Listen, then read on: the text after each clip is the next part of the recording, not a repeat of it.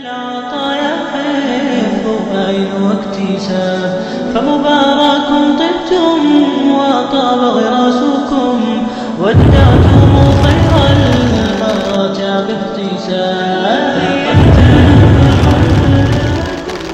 والله يريد أن يتوب عليكم ويريد الذين يتبعون الشهوات أن تميلوا ميلا عظيما. اور جو لوگ اپنی خواہشوں کے پیچھے چلتے ہیں وہ چاہتے ہیں کہ تم سیدھے راستے سے بھٹک کر دور جا پڑو. ایک عقل مند آدمی اگر اپنے پاسٹ سے لے کر پریزنٹ تک کے حالات دیکھے تو اسے اندازہ ہوگا کہ جو زمانہ بڑھ رہا ہے وہ بے حیائی، ننگاپن، زنا اتنی ہی رفتار سے بڑھ رہا ہے.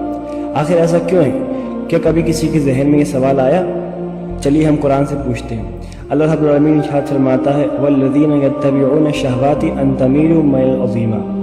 جو لوگ شہوتوں کے پجاری ہیں وہ چاہتے ہیں کہ تمہیں بھی اللہ کے راستے سے بھٹکا کر بہت دور کر دیں. امام مجاہد فرماتے ہیں کہ اس سے مراد ان تکون الزناۃ مثلہم، کہ تم بھی انہی کی طرح زانی بن جاؤ. یہ چاہتے ہیں کہ تم بھی انہی کی طرح ننگے پن کو فیشن سمجھو. یہ چاہتے ہیں کہ تم بھی زنا کو انٹرٹینمنٹ سمجھو. یہ چاہتے ہیں کہ تم بھی جی ایف اور بی ایف کے نام کو اپنی زندگی کا ایک حصہ بناؤ.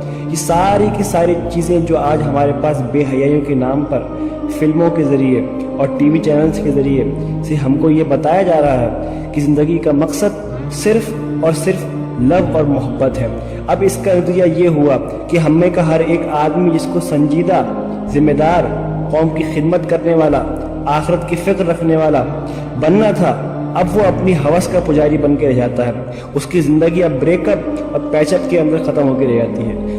قرآن کے مطالعے سے ہم کو معلوم ہوتا ہے کہ انسان میں دو طاقتیں پرواز کرتی ہیں، ایک حیوانی اور ایک نورانی. نورانی طاقت ذکر، اذکار، نماز اور نیکیوں سے طاقتور بنتی ہے، اور پھر یہ اتنی طاقتور ہو جاتی ہے کہ انسان چلتا پھرتا نور کا ایک ٹکڑا بن جاتا ہے. اور اگر غذا حیوانی قوت کو ملتی ہے جیسے خواہشات، ہوس اور بیجا کھانا پینا، تو انسان ایک حیوان کی شکل اختیار کر لیتا ہے.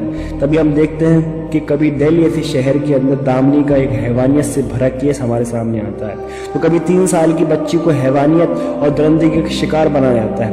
یہ وہ عذاب ہے جو خود ہم نے اپنے ہی ہاتھوں سے تیار کیا ہوتا ہے. جیسے کہ اللہ پاک نے ارشاد فرمایا کہ ان الذین یحبون ان تشیع الفاحشۃ فی الذین آمنوا، کہ جو لوگ چاہتے ہیں کہ بے حیائی کو مسلمانوں کے درمیان عام کریں اور اس کو پھیلاتے ہیں، تو ہم ان کو دنیا کے اندر بھی اور آخرت کے اندر بھی دردناک عذاب دیتے ہیں.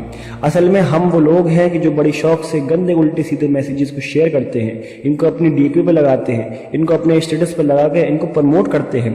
ہماری قوم کا افسوس تو اس دن شروع ہو گیا تھا کہ جب ہم نے ویلنٹائن ڈے کے نام پر ایک بے حیائی کا ایک دن منانا شروع کر دیا، اور اس دن کی جانے والی ہر چیز کو ہم لال رنگ کے اندر ڈبو کے کرتے ہیں.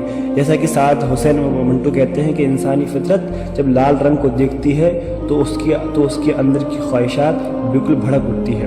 یہ اسی بے حیائی دن کا نتیجہ تھا کہ پچھلے سال دہلی ایسی شہر کے اندر 1500 روم بک ہوئے، ان کی ریکارڈنگ ہوئی اور 1500 عزتیں نیلام ہوئی اور 1500 ماں باپ کی تربیتوں پہ داغ لگ گیا.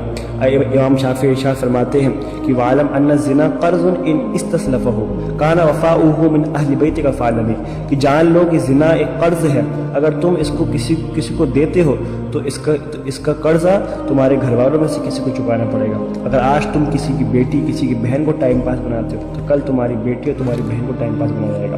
امام ابن جوزی فرماتے ہیں اگر آدمی کو پیاس نہ لگے تو کوئی پانی نہ پیے، بھوک نہ لگے تو کوئی کھانا نہ کھائے. اسی طرح اگر یہ محبت کا جذبہ نہ ہو تو کوئی شادی نہ کرے. کوئی مرد کسی عورت کا بوجھ کیوں سنبھالے؟ کوئی عورت کسی مرد کے انڈر میں کیوں رہے؟ یہ تو انسانی ضرورت ہے کہ جس کی وجہ سے ایک سوسائٹی بن سکے، اللہ رب العالمین کا دین قائم ہو سکے، آگے اس کی نسلیں بڑھ سکے.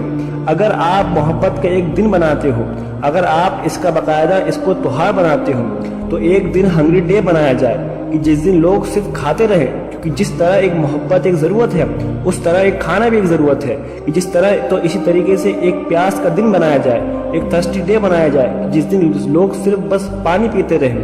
بے شک یہ ایک سمجھدار قوم کی نشانی ہو ہی نہیں سکتی. اور اسلام جس کے بارے میں اللہ کے نبی صلی اللہ علیہ وسلم نے فرمایا کہ الحیاء من الایمان، کہ ایمان ہے تو حیا ہے، شرم ہے تو ایمان ہے. اگر آپ شرم و حیا کو بیچ دیتے ہو تو آپ نے اپنے اسی کے ساتھ ساتھ اپنے اسلام کو بھی الوداع کہہ دیا. السلام علیکم ورحمۃ اللہ وبرکاتہ.